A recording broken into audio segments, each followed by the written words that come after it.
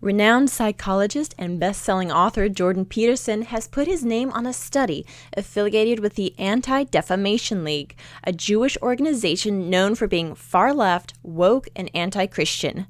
This study was cooked up by a group of individuals, mostly Jewish, who have concluded that the Christian phrase, "Christ is King," is problematic and anti-Semitic.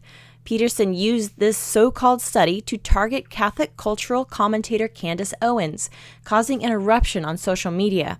Political commentator Tim Pool explains. 21 pages, and it basically goes into how these extremists online are hijacking religious affirmation. The phrase Christ is King has been systematically co-opted by extremist figures, for which they mention a handful of people you know and love. The first thing they mention is the usage of Christ is King as a phrase.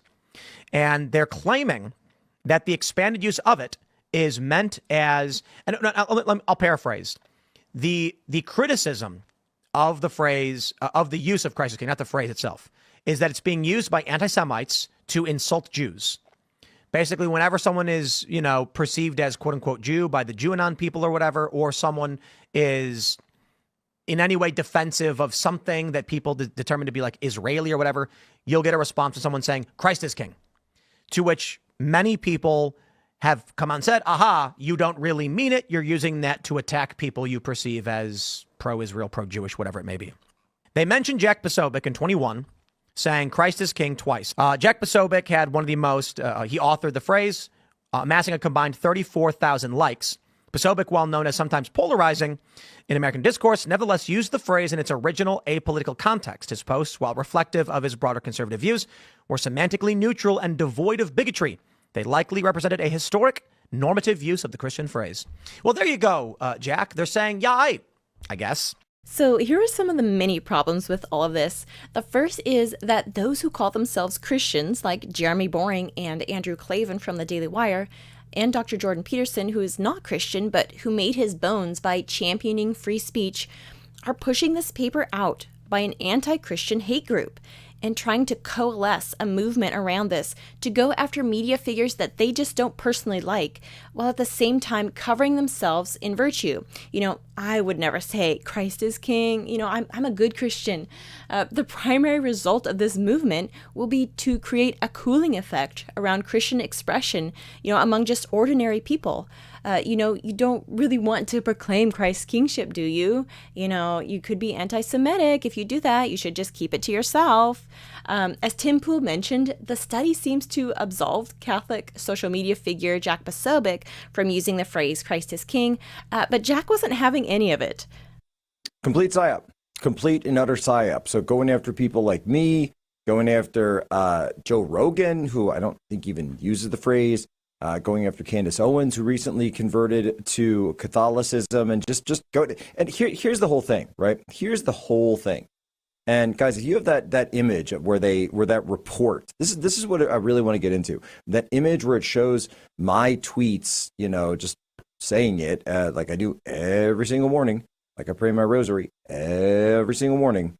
And just put that up on the screen so people can see this report. The National Contagion Institute, or the contagion of Christ is King, the contagion of the phrase. What sort of people would want you to not say that phrase? What sort of people would want to work to, I don't know, lay the foundation for this specific set of words, this specific set of it's a collection of letters, it's a collection of words, but we're going to track these words and we're going to label them, and we're going to conduct social media network analysis to find out the 5GW warfare network of all the people who are saying this thing. Well, I'll tell you what's going on. They are laying the framework for this to be declared an anti-Semitic hate speech phrase. Jack's opinion that this whole thing is being cooked up to label Christ the King as a hate speech phrase is an opinion shared by many, including political commentator Jason Whitlock. They're trying to make proclaiming Jesus as king, they're trying to make it illegal. They're trying to smear that whole deal to where people can't say it. Oh, when Jack Posobiec uses it, he's doing it for good reason.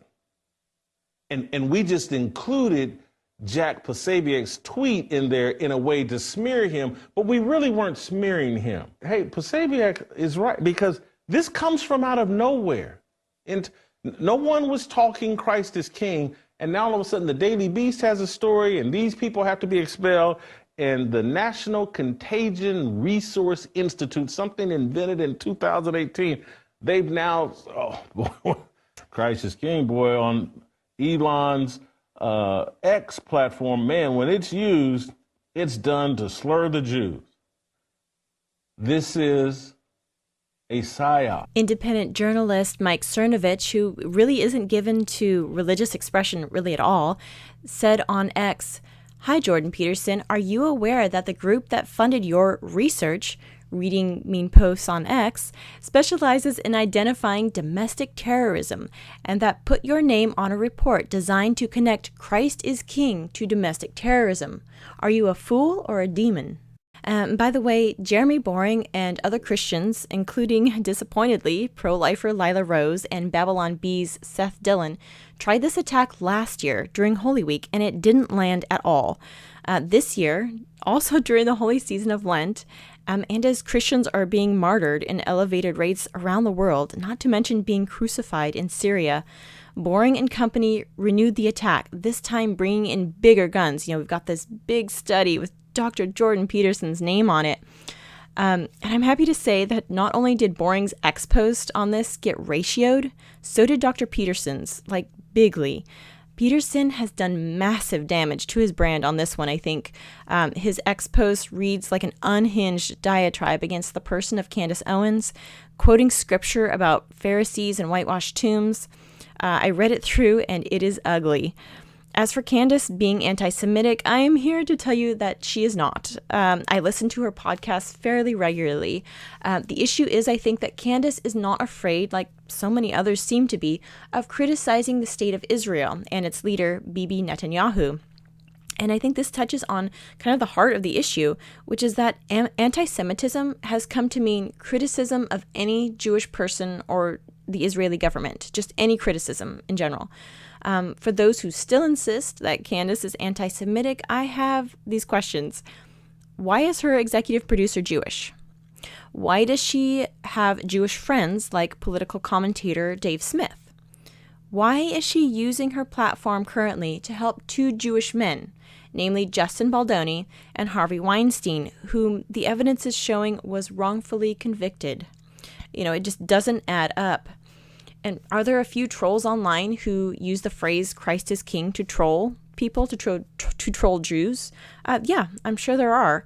I also suspect that many of these troll accounts are bots, an opinion shared by Tim Pool and others. The remedy for this isn't to stop saying Christ is King and to virtue signal and be woke scolds about this. The remedy is for all Christians to proclaim Christ is King more loudly, in truth and in love. Viva Cristo Rey!